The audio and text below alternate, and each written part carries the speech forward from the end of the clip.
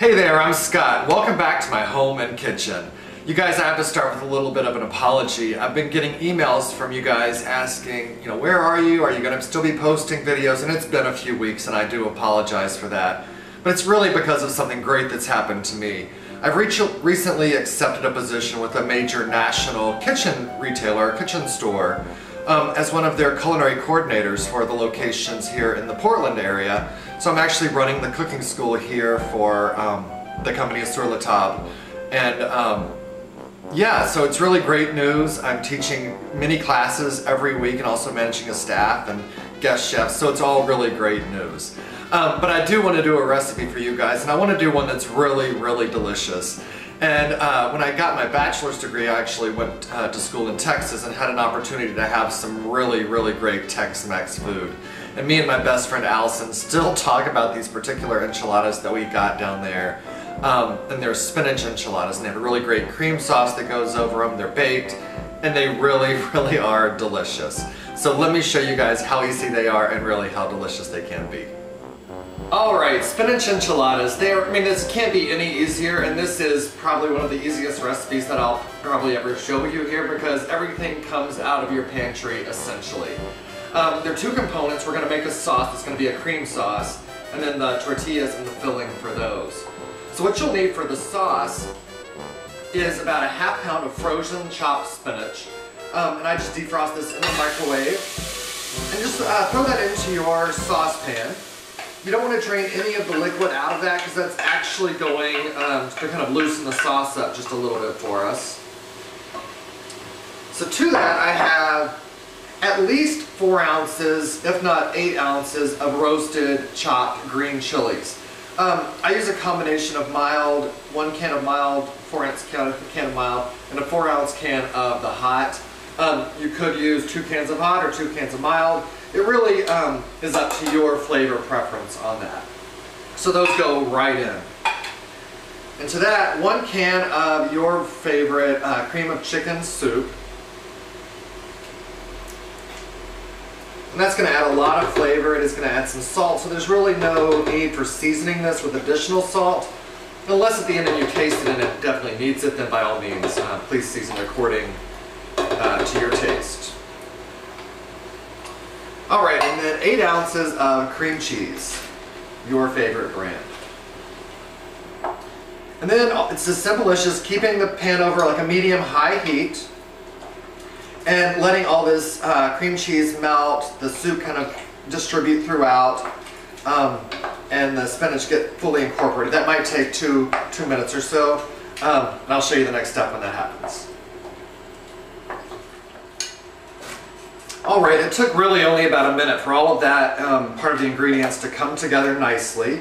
And at this point I want to add ½ cup of milk. I'm using a low-fat milk here. Really it's just whatever you have on hand. And that's just going to kind of thin this sauce out slightly. Stir to incorporate it. And while this is going, make sure you're preheating your oven to 350 degrees. Once we get our enchiladas rolled up, we're going to pour the sauce over them, and then they're going to go into the oven. So make sure you have that preheated. But if you're not going to cook them immediately, this dish actually works great if you make it in the morning or the day ahead. Cover it, refrigerate it, and then bake it off whenever you're ready to serve it. So it's a really nice kind of make-ahead meal. So I'm just going to keep this sauce warm. And over here in our baking dish, and this is about a 9 by 14 baking dish, we want to take just a little bit of the sauce, probably about a cup or so, ½ a cup, and spread that just on the bottom. It's going to keep your tortillas from sticking whenever you bake this dish off. Alright, so now it's just about assembly. At least 8 tortillas, maybe 10 depending on how much filling you have, but I have 10 tortillas ready to go just in case. A cup and a half of grated Monterey Jack cheese, and about a cup and a half of coarsely chopped green onions or spring onions. Just take some of your cheese in each one. Layer that right down the center, and then top that off with some green onions.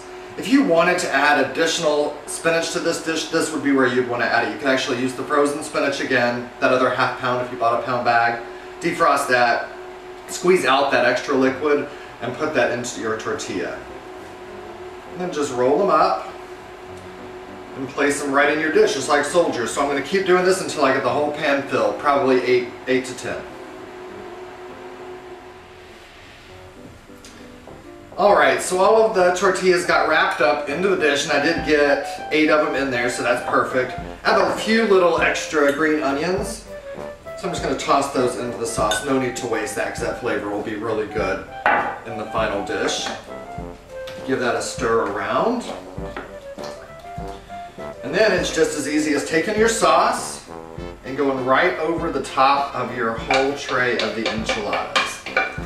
This will feed 4 people probably, 3 really hungry people, so I would serve each person 2 enchiladas.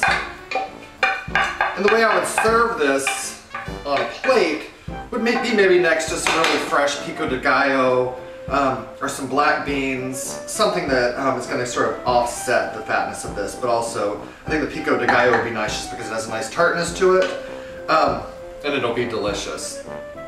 So there you go. I'm actually doing this as a make-ahead meal, so this is going to get wrapped, put it in my refrigerator, and I'm going to bake it tomorrow. Alright guys, thanks so much for watching. And again, I apologize for my absence, but I'm going to do my best to keep the videos coming as often as possible. But if you have any questions, please feel free to email me. ScottInOregon@comcast.net is my email address. I'd love to hear from you. Have a good day. Bye.